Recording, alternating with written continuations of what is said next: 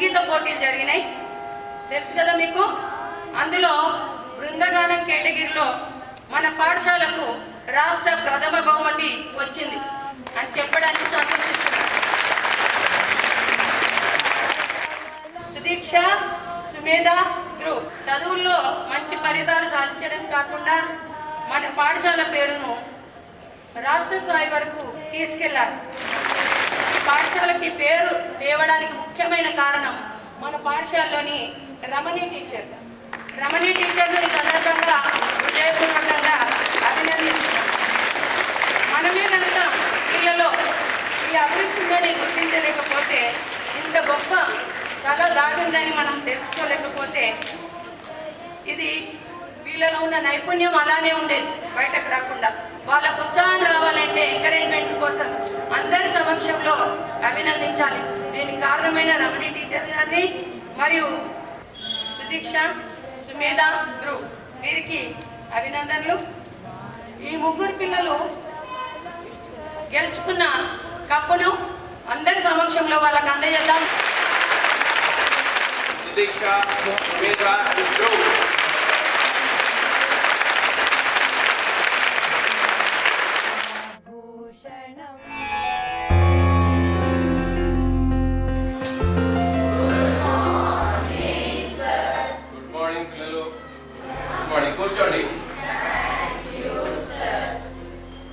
Yes పిల్లలు, పరీక్షకు సంబంధించిన రిపోర్ట్స్ నా చేతిలో ఉన్నాయి. రిపోర్ట్ కార్డ్స్ అందరికి నేను ఇవ్వబోతున్నాను. సో రిపోర్ట్ కార్డ్స్ అనేవి మన పరీక్షలో రాసిన పరిణామాలకు ఈ ప్రతీక, అంతేకాని ఇదే భవిష్యత్తు కాదు. కొంతమందికి మంచి మార్కులు వచ్చాయి, కొంతమందికి తక్కువ మార్కులు వచ్చాయి. అయినా సరే మీరు తక్కువ మార్కులు వచ్చినటువంటి వాళ్ళు బాధపడడం కానీ, ఎక్కువ మార్కులు వచ్చినటువంటి వాళ్ళు ఇదే ఫైనల్ అనుకొని సంతోషపడకండి. ఇంకా చాలా అవకాశాలు ఉన్నాయి మీకు ముందు, ఇంకా మంచి మార్కులు తెచ్చే మంచి అవకాశాలు ఉన్నాయి. దయచేసి ఈ రిపోర్ట్స్ని మీ పేరెంట్స్ చూపించండి. ఒకవేళ మార్కులు తక్కువ వచ్చి మీ పేరెంట్స్ ఏమైనా అన్నట్టయితే దానికి సరైన కారణాలు చెప్పే ప్రయత్నం చేయండి. ఫస్ట్ జగదీష్ రిపోర్ట్స్ కార్డ్స్ చూసి మీ పేరెంట్స్ చూపించి మళ్ళీ సిగ్నేచర్ చేయించుకొని రావాలి. నాగలక్ష్మి, హరీష్, సుదీక్ష. ఏంటమ్మా నీ మార్కులు తక్కువ వచ్చాయి? ఇంతకుముందు మంచి మార్కులు వచ్చేవి, బాగా చదివేదాని కదమ్మా, ఏమైంది ఈ మధ్యన మార్కులు తక్కువ వస్తున్నాయి? ఏమైనా సమస్యనా? చదివేదాని కదా, మంచి చదివే పిల్లలు మీరు, ఎందుకు అలా తగ్గుతున్నాయి? ఏమైనా సమస్య ఉంటే చెప్పొచ్చు కదమ్మా. తెలియదు సార్, ఇంటికి వెళ్ళాక కూడా పుస్తకాలన్నీ ముందు పెట్టుకుంటున్నా, కానీ చదవాలంటే విసుగ్గా అనిపిస్తుంది. చదువులో ఇంట్రెస్ట్ అనిపించట్లేదన్నమాట. ఆటలు పాటలు అలాంటి విషయాలు ఏమైనా కాన్సన్ట్రేట్ చేస్తున్నావా ఏంటి? తెలియదు సార్. ఓకే, చదువుతో పాటు మిగతా విషయాలు కూడా ఉండాలి, కానీ చదువు అనేది చాలా ముఖ్యం కదమ్మా. చదువుతో పాటే కళలు అన్ని మిగతా విషయాల్లో కూడా ఉండాలి. కానీ ఒకసారి మీ పేరెంట్స్తో మాట్లాడదాం. ఏదైనా సమస్య ఉంటే మీ పేరెంట్స్తో డిస్కస్ చేద్దాం, దాన్ని సాల్వ్ చేద్దాం. కానీ అలా nervous కాకూడదమ్మా.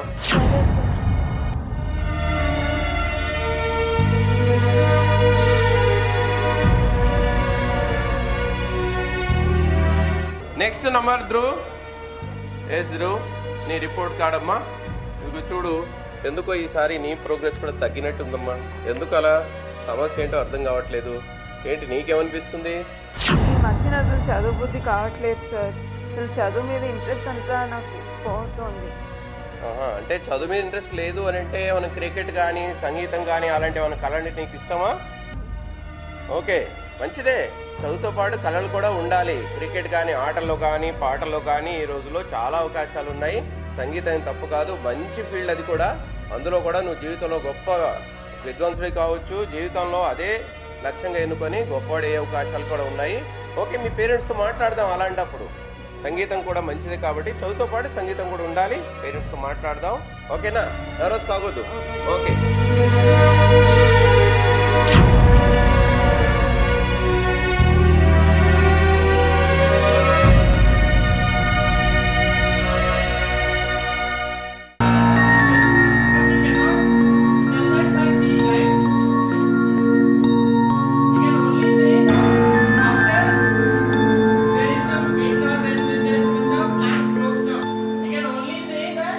After there is some wind or then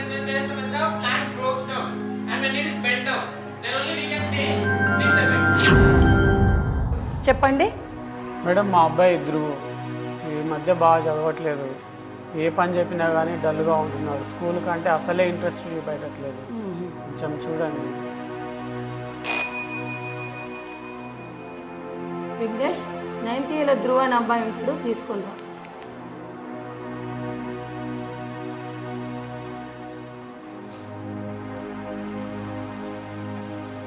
Dhruv, ఏమైంది? ఈ మధ్య సరిగా చదువుతలేవంట కదా, విసుక్కుంటున్నావట. ఏమైంది నీకు? బాగా చదివేవానివి కదా. బాగా చదవాలి మరి. ఓకే, వెళ్ళు.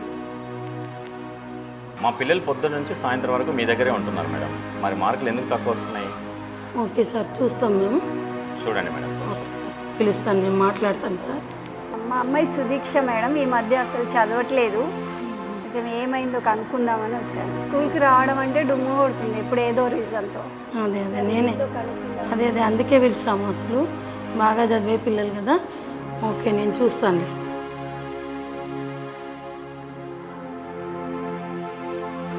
బాగున్నారా? బాగా చదువుతున్నారా? సుదేష్ణ, నువ్వు నిన్న రాలేదంట. ఏమైందమ్మా? స్కూల్కి ఎందుకు రాలే? జ్వరం వచ్చిందా? రోజు రెగ్యులర్గా రావాలి స్కూల్కి, ఓకేనా? వెళ్ళండి. ఇదేంటి రమణి గారు, నిన్న కూడా రాణి అని 7వ తరగతి అమ్మాయి గురించి ఇదే ఫిర్యాదు. సరిగా చదవడం లేదని, చదువులో వెనుకబడిపోతుందని. అలాంటి మరి ఏం చేద్దాం? అదే మేడం, నేను కూడా గమనిస్తున్నాను. ఈ పిల్లలకి ఎంతసేపు చదువులు పుస్తకాలు అని పరిమితం చేయటం అంత భావ్యం కాదేమో. మనం అస్తమానం వాళ్ళతో మాట్లాడినప్పుడల్లా చదువులు, పుస్తకాలు, మార్కులు, ర్యాంకులు ఇవే మాట్లాడుతూ ఉంటే వాళ్ళల్లో అసలు పెద్దవాళ్ళంటేనే ఒక విసుగు, వీళ్ళు ఎప్పుడు ఇదే మాట్లాడతారని చదువు మీద ఒక అశ్రద్ధ ఏర్పడుతుంది. వాళ్ళల్లో ఉన్న సృజనాత్మకత పోయి క్రియేటివిటీ లేకుండా యంత్రాల్లా తయారైపోతున్నారు. ఈ వయసులో ఉండాల్సిన సున్నితత్వం కూడా కోల్పోయి వాళ్ళకి ఒక చదువు అంటే అశ్రద్ధ ఏర్పడి క్లాసుల్లో సరిగా చదవట్లేదు. ఇలా చాలామందిని చూస్తున్నాను నేను టీచర్. మరి ఏం చేద్దాం టీచర్? మీకు సంగీతంలో కూడా ప్రవేశం ఉంది కదా, మరి ఏమైనా చేయగలమా? మీరు అలా అంటే గుర్తొస్తుంది నాకు. కేయూరాణిన భూషయంతి పురుషం హారాన చంద్రోజ్వలా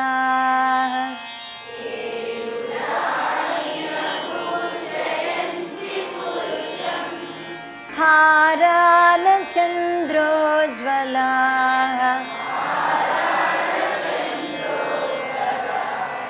న స్నానం న విలేపనం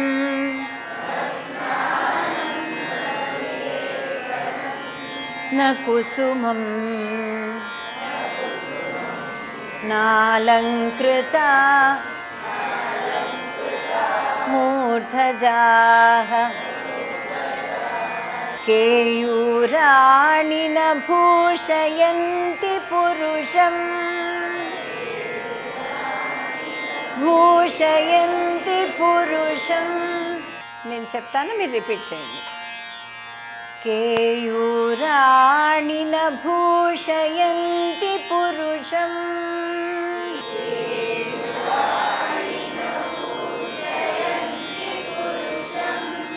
హారాన చంద్రోజ్వలా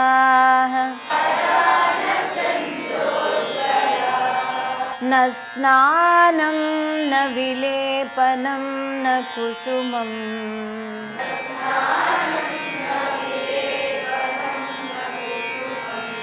నాలంకృత మూర్ధజాః.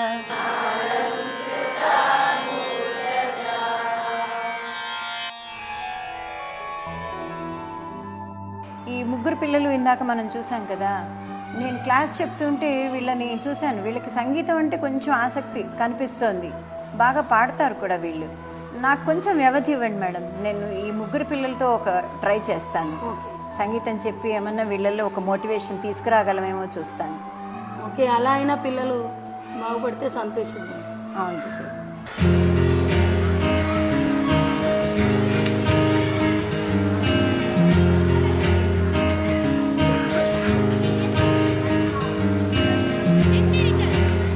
మీ చదువుల గురించి మాట్లాడడానికి రాలేదమ్మా నేను. మీకు సంగీతం అంటే ఆసక్తి ఉంది కదా, నేను నేర్పిస్తాను, వస్తారా? అయితే ఓ పని చేయండి, రేపు పొద్దున్నే తయారైపోయి 8 వచ్చేయండి. సరే టీచర్. ప్రభుం ప్రాణనాథం విభుం విశ్వనాథం జగన్నాథనాథం సదానందభాజం భవద్భవ్యభూతేశ్వరం. నమస్కారం మర్రా, ఎలా ఉన్నారు? ఏంటి విశేషాలు? టీచర్ మీరు పాడుతున్న శ్లోకం చాలా బాగుంది. అదేం శ్లోకం? శివుడి మీద శ్లోకం అర్రా అది. పదండి అయితే ఈరోజు పద్యం నేర్పిస్తాను. ఓకే రండి. ఒకసారి సాపాసాలు చెప్తారా? సా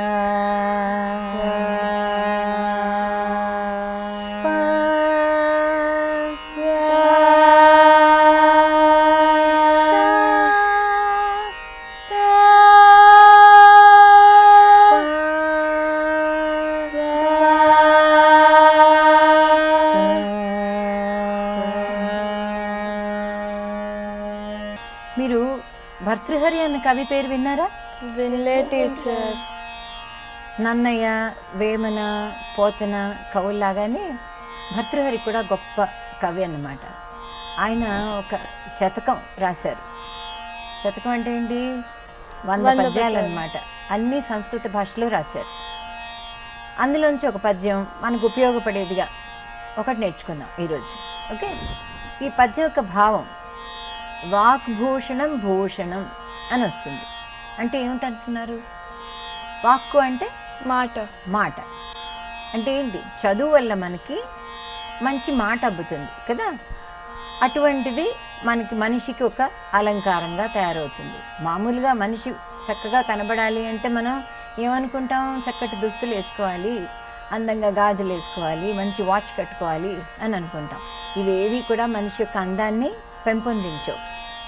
మనకి మనిషి బాగున్నాడు, మంచి మనిషి అని అనిపించుకోవటానికి అతనిలో నుండి వచ్చేటువంటి మాట బాగుండాలి. అండ్ మాట మనకి ఎలా వస్తుంది? చదువు వల్ల వస్తుంది. ఓకే, వాక్ భూషణం భూషణం, ఇది మనకి అన్నిటికంటే ముఖ్యమైన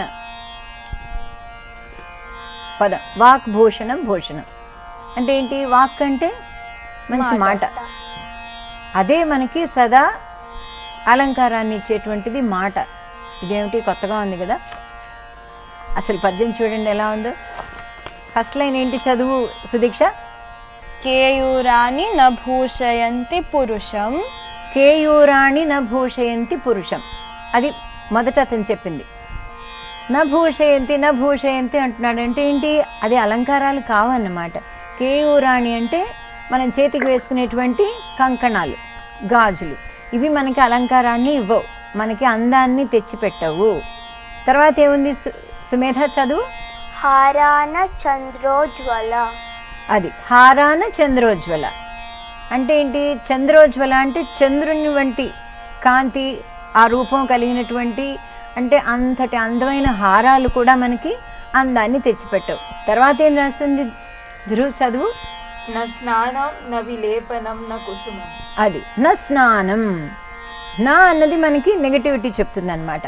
స్నానం కానీ, ఇంకా విలేపనాలు. విలేపనాలు అంటే మనం పర్ఫ్యూమ్స్ వేసుకుంటాం కదా, అటువంటివి పర్ఫ్యూమ్స్ కానీ, ఇంకా కుసుమం మనం తల్లో పువ్వులు పెట్టుకుంటామే అవి, ఇవి కూడా మనకి అందాన్ని తెచ్చిపెట్టవుట. తర్వాత ఏంటి సుదీక్ష చదువు. నా స్నానం న విలేపనం న కుసుమం నాలంకృత మూర్ధజ. మూర్ధజ అంటే ఏంటి? డిఫరెంట్గా హెయిర్ స్టైల్స్ వేసుకుంటాం కదా, అదన్నమాట. అవి కూడా మనకి అందాన్ని తెచ్చిపెట్టవు. తీరా ఏంటి అసలు అందాన్ని తెచ్చేవేంటి? వాణ్యేకా సమలంకరోతి పురుషం. ఇక్కడ పురుషం అంటే మనిషి అని మనం అర్థం చేసుకోవాలి. ఓకే, వాణ్యేకా సమలంకరోతి పురుషం అంటే వాణి అంటే చదువు, దానివల్ల మనకి వచ్చేటువంటి సంస్కారం, ఒక మంచి మాట, ఎక్కడ ఏది మాట్లాడాలి ఏది మాట్లాడకూడదు, ఈ తెలివితేటలన్నీ కూడా మనకి చదువు వల్ల అబ్బుతాయి. సంస్కృతాధార్యతే, మనకు సంస్కారాన్ని తెచ్చిపెట్టేటువంటి, మన సంస్కారాన్ని చూపించేటువంటి ఒక మాట మాత్రమే భూషణం, వాణ్యేక సమలంకరోతి అంటే మొత్తానికి ఆన్ ది హోల్ ఒక మనిషికి అందాన్ని తెచ్చిపెట్టేది ఇదన్నమాట. క్షీయంతే ఖలు భూషణాన్ని సతతం, సతతం ఎప్పుడూ కూడాను ఈ మిగిలినటువంటి అలంకారాలు ఇవన్నీ కూడా ఎప్పుడు తగ్గిపోయేవే. ఖలు భూషణాన్ని సతతం క్షీయంతే తగ్గిపోయేటువంటివే ఇవన్నీ కూడాను. వాగ్భూషణం భూషణం, ఒక్క వాక్కు మాత్రమే మనకి సదా ఎల్లప్పుడూ నిలిచేది, మన అందాన్ని పెంపొందించేవి, వృద్ధిలోకి తెచ్చేది. ఒక మనిషిని చూడగానే ఆ మంచివాడు అని అనుకోవాలి అంటే ఆ మనిషిలో నుంచి వచ్చేటువంటి ప్రతి మాట అంత సంస్కారవంతంగా, అంత రసజ్ఞతతో కూడి అంత మంచిగా ఉండాలి. అప్పుడు మనం ఆ మనిషిని మెచ్చుకుంటాం.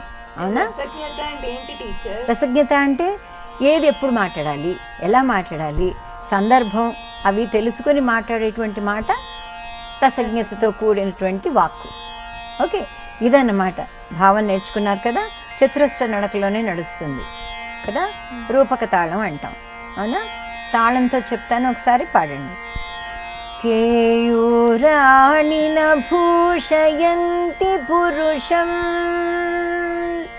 కేయూరాణిన భూషయంతి పురుషం, హారాన చంద్రోజ్వలా, హారాన చంద్రోజ్వలా, న స్నానం న విలేపనం న కుసుమం, న స్నానం న విలేపనం న కుసుమం, నాలంకృతా మూర్ధజాః, నాలంకృతా మూర్ధజాః, వాణ్యేకా సమలంకరోతి పురుషం, వాణ్యేకా సమలంకరోతి పురుషం, యా సంస్కృతా ధార్యతే, యా సంస్కృతా ధార్యతే, క్షీయంతే ఖలు భూషణాని సతతం, క్షీయంతే ఖలు భూషణాని సతతం, వాగ్భూషణం భూషణం, వాగ్భూషణం భూషణం, వాగ్భూషణం భూషణం, వాగ్భూషణం భూషణం. ఇప్పుడు మనం ఇందాక అనుకున్నాం కదా, ఇన్స్ట్రుమెంట్స్ అంటే ఒక కీబోర్డ్ కానీ, వైలిన్ కానీ, తబలా కానీ, వీటితో ఈ పద్యాన్ని పాడదాం ఒకసారి.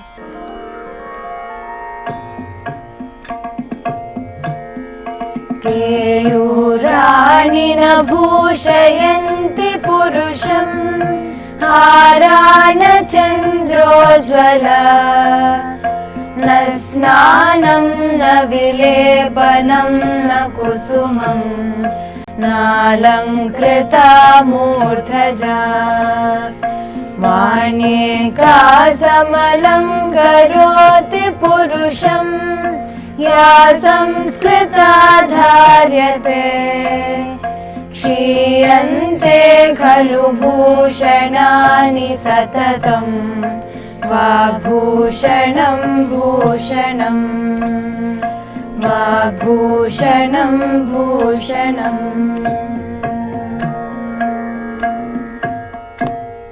ఈ పద్యం గౌరీ మనోహరి రాగం ఆధారం చేసుకుని చేయబడింది. నమస్తే, మళ్ళీ కలుద్దాం. నమస్కారం టీచర్. కేయూరాణిన భూషయంతి పురుషం, హారాన చంద్రోజ్వలా, న స్నానం.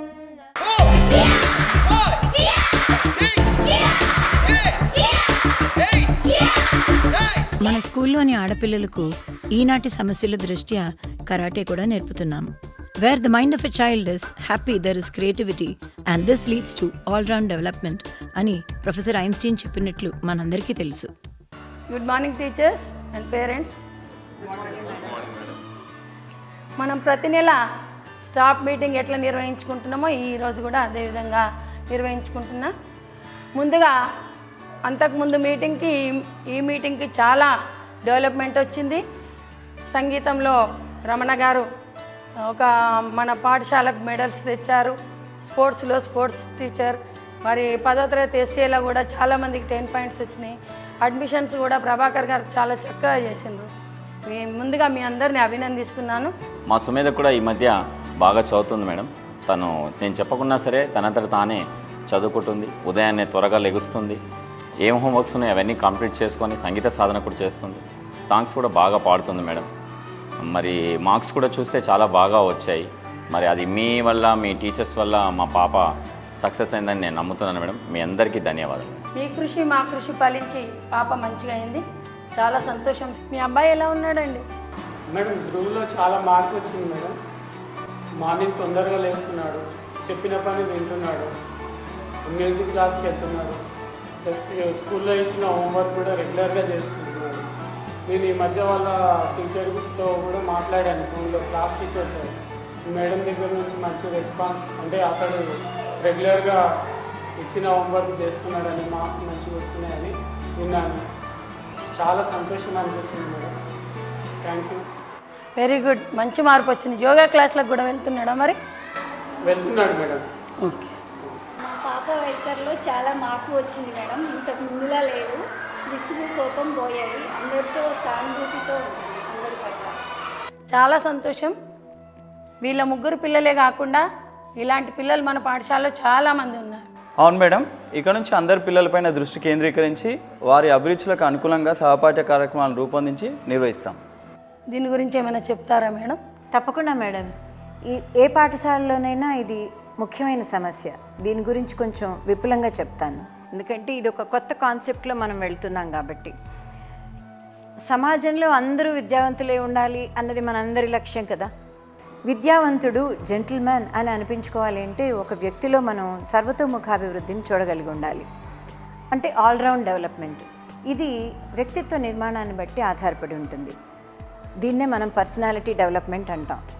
పర్సనాలిటీ డెవలప్మెంట్, వ్యక్తిత్వ నిర్మాణం, దీనికి చదువుతో పాటు, అంటే పాఠ్యాంశాలతో పాటు సహపాఠ్యాంశాల్లో ప్రవేశం ఉండటం చాలా అవసరం. సహపాఠ్యాంశాలు అనగానే మనకి గుర్తొచ్చేవి రెండే కదా మేడం. కళలు, అంటే లలిత కళలు, అంటే సంగీతము, నాట్యము, నటన, డ్రాయింగ్, పెయింటింగ్ లాంటివి. ఆర్ మనకి స్పోర్ట్స్, అంటే ఆటలు, క్రికెట్ కానీ, వాలీబాల్ కానీ, ఫుట్బాల్ కానీ, చెస్ కానీ, ఇలాంటివి. అంటే కరికులం కాకుండా సహపాఠ్యాంశాలు అన్నమాట. ప్రతి వ్యక్తిలోనూ మనం ఇందాక చెప్పుకున్నటువంటి నైపుణ్యాల్లో ఒకటి తప్పకుండా ఉండి తీరుతుంది. పెద్దలుగా మనం యాజ్ టీచర్స్ అండ్ పేరెంట్స్ అది మనం పిల్లల్లో తెలుసుకోగలిగితే, వాటిని మనం వాళ్ళ అభిలాష, ఆసక్తిని బట్టి దాన్ని మనం ఇంప్రూవ్ చేయగలిగితే, నథింగ్ లైక్ ఇట్, మనం వాళ్ళ వ్యక్తిత్వ నిర్మాణ పథకాన్ని మనం సాధించినట్టే.